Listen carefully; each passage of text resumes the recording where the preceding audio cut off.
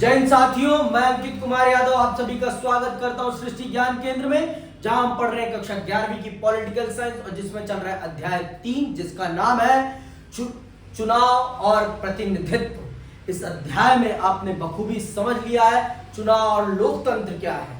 आपने ये भी समझ लिया है कि भारत में किस चुनाव पद्धति के अंतर्गत चुनाव होता है।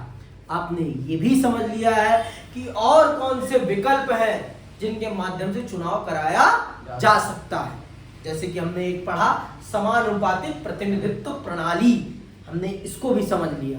हमने फिर समझा कि भारत ने सर्वाधिक वोट से जीत वाली प्रणाली को ही क्यों अपनाया, और फिर हमने क्या समझा, निर्वाचन आयोगों का आरक्षण। फिर हमने क्या समझा, स्वतंत्र चुनाव के लिए क्या क्या जरूरी है। हमने ये भी जाना कि भारत में कौन वोट डालेगा और कौन कौन चुनाव लड़ सकता है, ये भी हमने जान लिया। फिर हमने क्या जाना, फिर हमने जाना स्वतंत्र निर्वाचन आयोग क्या है और एक चुनाव को कराने के लिए निर्वाचन आयोग का स्वतंत्र होना क्यों जरूरी है। हम इस बात से भी परिचित हो चुके हैं। अब हम चल रहे हैं समझने इस अध्याय के अंतिम विषय को, और इस अध्याय का अंतिम विषय क्या है। इस अध्याय का अंतिम विषय है चुनाव में सुधार। चुनाव में सुधार, कैसे सुधार चाहिए सबको, चुनाव सुधार है ना। चुनाव में सुधार या चुनाव सुधार एक ही बात है, कुछ भी कहो, कान चाहे ऐसे पकड़ो, कान चाहे ऐसे पकड़ो, बात एक बराबर है, ठीक है। तो कौन से सुधार होने चाहिए। देखो, सुधार की ना हमेशा अपेक्षा रहती है, सुधार की अपेक्षा कभी खत्म नहीं होती। मुझ में भी सुधार अभी बहुत होना है, आप में भी सुधार बहुत होना है। आपकी तो अभी शुरुआत है, मेरी भी शुरुआत ही है। मैं बहुत बड़ा तुर्रम खान नहीं बन गया हूं।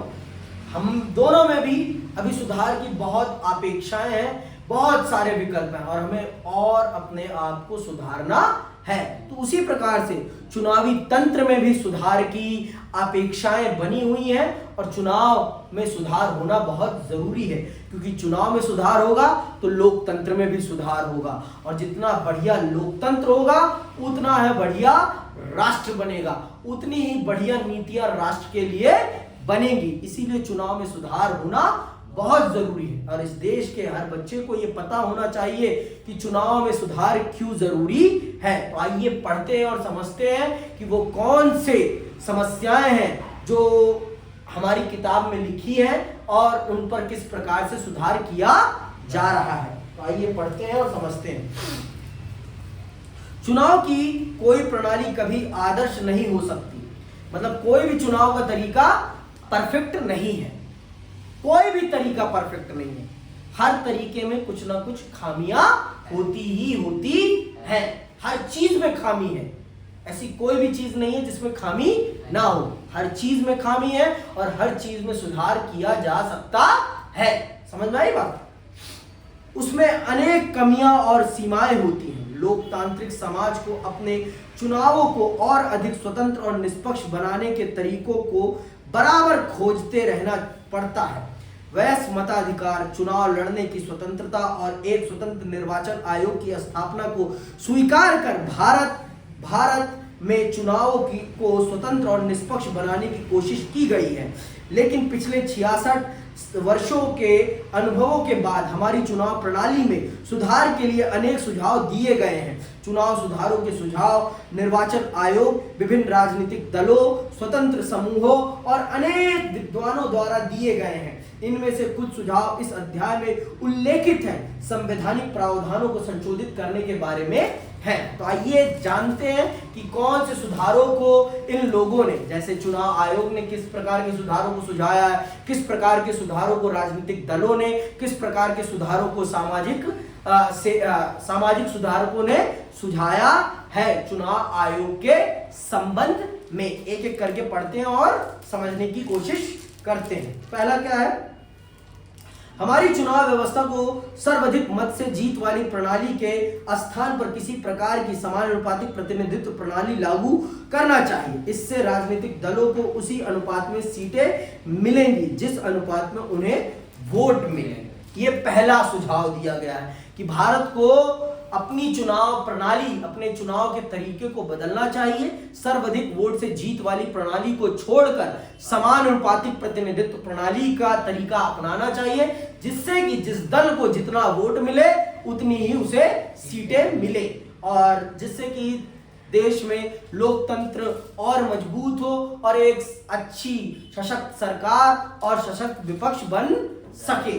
लेकिन मैं मानता हूं कि अभी हम इस काबिल नहीं बन पाए हैं और हमारी जनता में अभी वो सोच पैदा नहीं हो पाई है कि वो समानुपातिक प्रतिनिधित्व प्रणाली की तरफ बढ़ सके।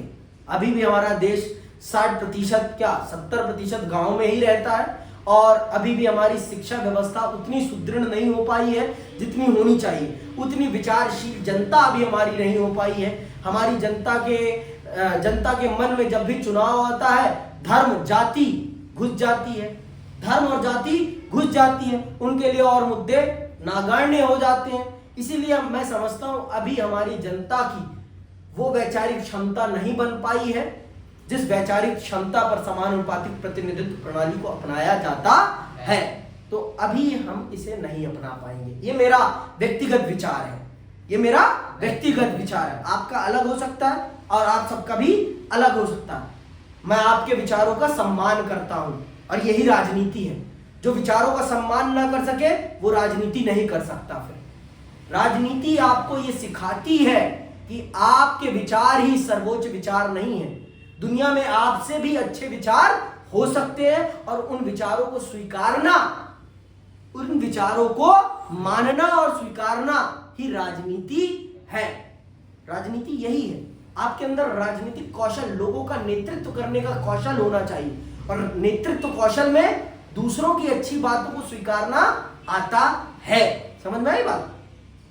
दूसरा क्या सुझाव दिया गया है? दूसरा सुझाव है संसद और विधानसभाओं में 1/3 सीटों पर महिलाओं को चुनने के लिए विशेष प्रावधान बनाए जाए। ये हो रहा है हमारे देश में कि महिलाओं को भी राजनीतिक प्रतिनिधित्व में बराबरी मिलनी चाहिए। बराबरी नहीं तो एक मतलब 30% सीटों पर महिलाएं जरूर होनी चाहिए, जिससे कि महिलाओं का भी प्रतिनिधित्व बढ़ सके और देश की राजनीति में वो भी भागीदार बन सके, क्योंकि देश की जनसंख्या में उनका बराबर का अनुपात है, और बराबर के अनुपात रखती हैं वो, तो उनका राजनीति में आना बहुत जरूरी है, क्योंकि उनकी समस्याओं को जितना अच्छा वो समझ सकती हैं उतना अच्छा कोई और नहीं समझ सकता है।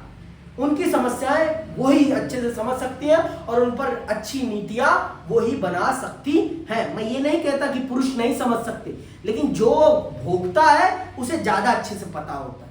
भाई मेरी पीड़ा को मेरे से अच्छा कोई और नहीं समझ सकता।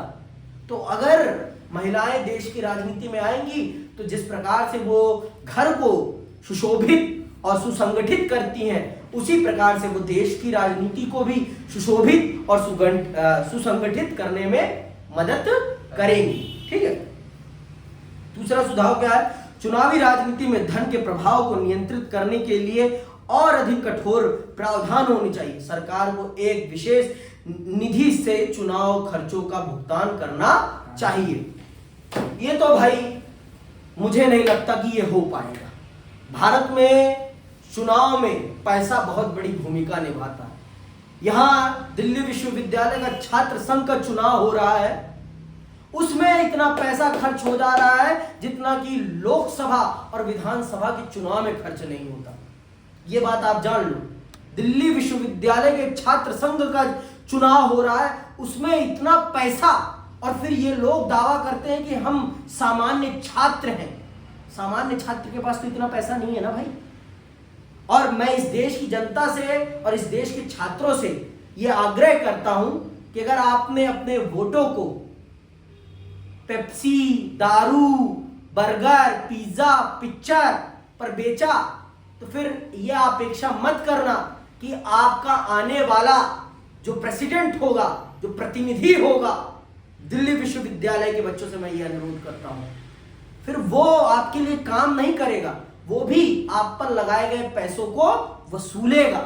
ये बात आप समझिए, क्योंकि वो इन्वेस्टमेंट कर रहा है, और फिर इन्वेस्टमेंट जब होता है भाई तो फिर कमाई भी होनी जरूरी है, प्रॉफिट करना तो जरूरी है, क्योंकि इन्वेस्टमेंट का मतलब उद्देश्य ही होता है लाभ कमाना।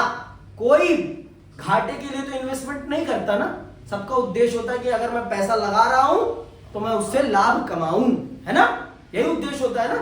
तो दिल्ली विश्वविद्यालय और भारत के सभी मतदाताओं से यही आग्रह है कि पैसों पे मत बिके, क्योंकि आपके एक वोट की कीमत 5 साल है और वो 5 साल 25 सालों को प्रभावित करते हैं। समझ में आई बात? तो भारत के चुनाव में सबसे बड़े सुधार के तौर पर यही मांग उठी है कि भारत के चुनाव में पैसों के प्रयोग को नियंत्रित किया जाए, क्योंकि पैसे का प्रयोग देश की राजनीति को बहुत ज्यादा करप्ट कर रहा है, भ्रष्ट कर रहा है, जो कि एक देश की राजनीति के लिए कदापि अच्छा नहीं है।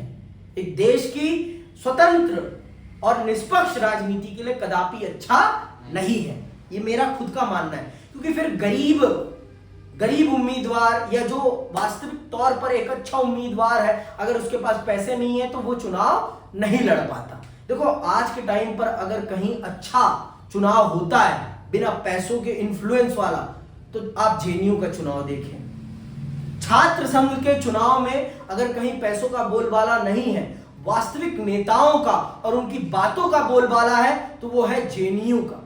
दिल्ली विश्वविद्यालय के छात्र संघ का चुनाव तो पैसों पे चलता है, पूरा पैसों पर। जिसके पास पैसा है वो ही दिल्ली विश्वविद्यालय के चुनाव में खड़ा हो सकता है और जीत सकता है। अगर आपके पास पैसा नहीं है तो आप दिल्ली विश्वविद्यालय छात्र संघ के चुनाव में आप कितने भी अच्छे नेता हो खड़े नहीं हो सकते और ना ही आप लड़ पाएंगे। आपको टिकट ही नहीं मिलेगी पहली बार। जितने भी बड़े छात्र संगठन है उनसे आपको टिकट ही नहीं मिलेगी, ये बात भी सच है। समझ में आई बात? तो सच में अगर कहीं बिना पैसों के छात्र राजनीति होती है तो वो है जवाहरलाल नेहरू विश्वविद्यालय में। पैसा तो है वहां भी, लेकिन जिस कदर यहां पर है उस कदर का नहीं है। तो अगर आपको भारत की राजनीति में पैसों का इंफ्लुएंस देखना है तो आप दिल्ली विश्वविद्यालय के छात्र संघ का चुनाव देख लें, तब भी आपको पता चल जाएगा कि भारत की राजनीति में पैसा कितनी बड़ी भूमिका निभाता है।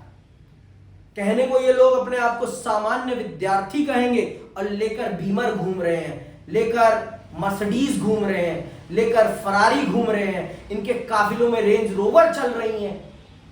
भाई ये बिना पैसों की तो नहीं चल रही है ना? हाँ, काफिले 50-50 गाड़ियों के, छात्र नेता हैं आप और आपके पीछे 50 गाड़ियों का काफिला चल रहा है।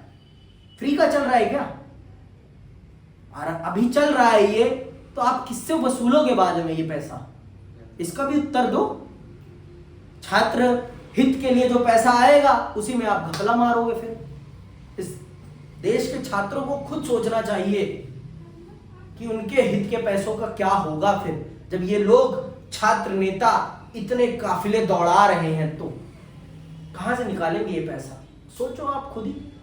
नेताजी चुनाव से पहले जो काफिले चलवा रहे हैं अपने, वो चुनाव जीतने के बाद क्या करेंगे?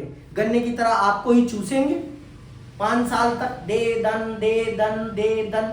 तो आप सोचिए और समझिए कि चुनाव में पैसे का प्रयोग कम से कम होना कितना जरूरी है एक स्वतंत्र और निष्पक्ष चुनाव के लिए। इससे ज्यादा मैं कुछ नहीं बता सकता। समझ में आई बात? आगे सुनो। जिस उम्मीदवार के विरुद्ध फौजदारी का मुकदमा हो उसे चुनाव लड़ने से रोक दिया जाना चाहिए, भले ही उसने इसके विरुद्ध न्यायालय में अपील कर रखी हो। ये तो भाई कभी नहीं होने वाला, ये सुधार तो कभी नहीं होने वाला। हमारे देश में हमारे 50% सांसदों के खिलाफ और 50% विधायकों के खिलाफ फौजदारी मुकदमे हैं, मारपीट के, अपहरण के, बलात्कार के मुकदमे हैं। वो भी चुनाव लड़ते हैं। जिस देश के विधायक सांसद ही गुंडे होंगे, उस देश में कहां इस प्रकार के सुधार की उम्मीद की जा सकती है कि जिनके ऊपर फौजदारी के मुकदमे हैं उन्हें चुनाव लड़ने से रोका जाए? ये कभी नहीं होने वाला सुधार, कभी नहीं हो पाएगा। ये सुधार की मांग की जा रही है, लेकिन सुझाव दिया गया कि यह सुधार होना चाहिए कि जिन पर फौजदारी या अन्य आपराधिक गतिविधियों में संलग्न रहने का आरोप है या उन पर मुकदमे हैं, उन्हें चुनाव लड़ने का अधिकार नहीं होना चाहिए, रोका जाना चाहिए। लेकिन ये कभी हो ही नहीं पाएगा, क्योंकि हमारे 50% सांसद और 50% विधायक हर राज्यों में अपराधी ही हैं, जिन पर आपराधिक मुकदमे चल रहे हैं और वो सांसद विधायक बने हुए हैं। कुछ नेता तो ऐसे हैं जो सांसद विधायक बनने के बाद, मुख्यमंत्री बनने के बाद अपने खिलाफ दर्ज मुकदमों को ही वापस ले लेते हैं और फिर दूसरों पे आरोप लगाते रहते हैं कि वो करप्ट है, वो चोर है। भाई पहले अपने गिरीबान में भी तो झांक लो। आपने अपनी सरकार में अपने खिलाफ चल रहे मुकदमों को और एफआईआरों को खत्म करा दिया। ये बड़ा अच्छा किया आपने, वाह जी वाह, आप तो भगवान हैं, आप तो भगवान हैं। इस देश में अपराधी से ही न्याय मांगना पड़ता है, हे मालिक न्याय दे दो हमें। समझ में आई बात? फिर कौन सा सुधार कहा गया? चुनाव प्रचार में जाति और धर्म के आधार पर की जाने वाली किसी भी अपील को पूरी तरीके से प्रतिबंधित कर देना चाहिए। संभव है? हाँ, भारत में ये संभव कदापि नहीं है। वर्तमान समय का सत्तारूढ़ दल अगर ये प्रतिबंध लग जाए तो वो चुनाव ही नहीं जीत पाएगा। वर्तमान समय में जो सत्ता में दल है हमारा, अगर धर्म और जाति पर प्रतिबंध लग जाए तो वो चुनाव ही नहीं जीत पाएगा। उसके चुनाव के आधार जाति और धर्म ही है। समझ में आई बात? तो उसी पिच पर खेला जा रहा है और फिर दूसरे दल भी उसी पिच पे खेल रहे हैं। ले लगा चौका, ले लगा छक्का, जाति और धर्म का। भारतीय राजनीति में जाति और धर्म गायब हो जाए थोड़ा सा संभव लगता है। यहां छात्र संघ के चुनाव में जाति और धर्म आता है तो बात छोड़ो यार। आप बात कर रहे हो विधानसभा और लोकसभा इलेक्शन की। समझ में आई बात?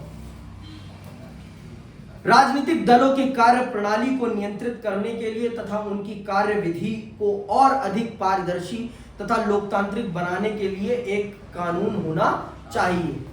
कानून भी तो राजनीतिक दल के नेता बना रहे हैं ना, और वो अपने ऊपर जनता की निगरानी स्वीकार करेंगे? लगता है आपको? लगता है? कदापि ही नहीं। तो ये जो सुधार है ना, ये तब हो पाएंगे जब हमारी जनता जागरूक होगी। हमारी जनता के लिए ये मुद्दे महत्वपूर्ण होंगे और हमारी जनता, मुझे नहीं लगता कि कभी जागरूक होगी। मुझे नहीं लगता कि वो कभी ऐसे सुधारों को करवा पाएगी, क्योंकि हमारी जनता पैसों पे बिक जाती है। पैसों पे बिककर अपने बहुमूल्य वोट को बेचकर अपने विकास पे लगने वाले 5 साल के पैसे को नेताजी के अकाउंट में डलवा देती है। जनता है भाई, कुछ भी कर सकती है। समझ में आई बात? जनता किसी को फकीर भी बना सकती है, जनता किसी को लखपति, करोड़पति, अरबपति, महापति, कितने पति बना दे कोई पता नहीं। समझ में आई बात? तो ये है देश की राजनीति हमारे। इन सुधारों की मांग की जा रही है। आपको कितने लगते हैं कि हो जाएंगे? आप लोग बताइए, कितने लगते हैं आपको कि हो जाएंगे सुधार? 1-2, उसके अलावा कुछ नहीं हो पाएगा। आगे सुनो, ये कुछ सीमित सुझाव हैं। इन सुझावों पर कोई आम राय नहीं है, लेकिन यदि उन पर आम राय बन भी जाए तो भी कानून और औपचारिक प्रावधान एक सीमा तक ही कारगर हो सकते हैं। वास्तव में स्वतंत्र और निष्पक्ष चुनाव तभी हो सकते हैं जब सभी उम्मीदवार, राजनीतिक दल और वे सभी लोग जो चुनाव प्रक्रिया में भाग लेते हैं लोकतांत्रिक प्रतिस्पर्धा की भावना का सम्मान करें। देखो, चुनाव तभी स्वतंत्र और निष्पक्ष हो सकता है जब चुनाव लड़ने वाले और जनता दोनों जागरूक हो जाएं। दोनों जागरूक हो जाएंगे तभी इस देश का लोकतंत्र और इस देश की स्वतंत्रता और निष्पक्षता बची रहेगी। और क्योंकि ताली दोनों हाथों से बजती है, कभी एक हाथ से नहीं। इसीलिए लोकतंत्र तभी मजबूत होगा जब नेता भी अच्छे होंगे और मतदाता भी समझदार होंगे। समझ में आई बात? आगे सुनो। कानून सुधारों के अतिरिक्त दो और तरीके हैं जिनसे यह सुनिश्चित किया जा सकता है कि चुनाव जनता की अपेक्षाओं और लोकतांत्रिक आकांक्षाओं को व्यक्त करें। पहला तो यह कि जनता को स्वयं ही और अधिक सतर्क रहना चाहिए तथा राजनीतिक कार्यों में और सक्रियता से भाग लेना चाहिए। लेकिन आम आदमी के लिए नियमित रूप से राजनीति में भाग लेने की अपनी सीमाएं हैं। इसीलिए यह जरूरी है कि अनेक राजनीतिक संस्थाओं और राजनीतिक संगठनों का विकास किया जाए जो स्वतंत्र और निष्पक्ष चुनाव सुनिश्चित कराने के लिए पहरेदारी करें। तो जब तक देश की जनता जागरूक नहीं होगी राजनीति के प्रति, तब तक इस देश को कोई बचा नहीं सकता। और जनता से मैं आग्रह करता हूं कि आप अपने राजनीतिक अधिकारों के प्रति सचेत हो और इस देश की राजनीति में पूर्ण तौर पर इंटरेस्ट लें, रुचि लें, क्योंकि ये आपके जीवन की धारा निर्धारित करती है। तो कृपया भारत की राजनीति में पूरा इंटरेस्ट लें, रुचि लें, क्योंकि आप अगर रुचि नहीं लेंगे तो ये आप में पूरी रुचि लेगा और आपके जीवन की दशा और दिशा बर्बाद करके आपको नाले में ढकेल देगा। तो अगर आप अपने भविष्य से, अपने आने वाले भविष्य से प्यार करते हैं तो भारत की राजनीति में रुचि जरूर लें। इसी के साथ मैं विदा लेता हूं और यह अध्याय यहीं समाप्त करता हूं। जय हिंद, जय भारत।